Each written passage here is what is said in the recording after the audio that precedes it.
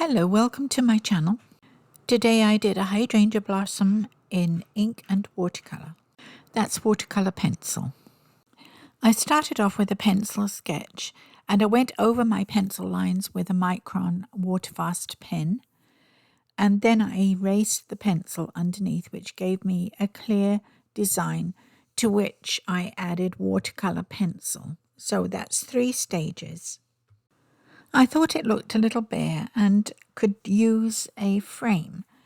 So I used my micron pen and just did a little touch of a frame in the corners and along one side where I could reach. Where the leaves interfered and the blossom interfered, I didn't put any line in that area.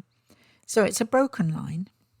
But I think it looks very attractive and finishes the project and makes it look complete. And then I added it with double-sided tape to my journal where I store all my watercolor paper pieces. It's an easy way to store and keeps everything neat and tidy, and you don't have too many boxes of things around or loose files. Here it is completed in my journal, and I hope you enjoyed the video. If you did, it's very short, I know.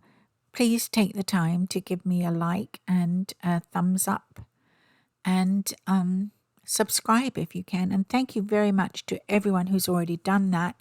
You have helped my channel grow a little more, and I'm very appreciative of that. And thank you, and I'll see you next time. Tomorrow probably.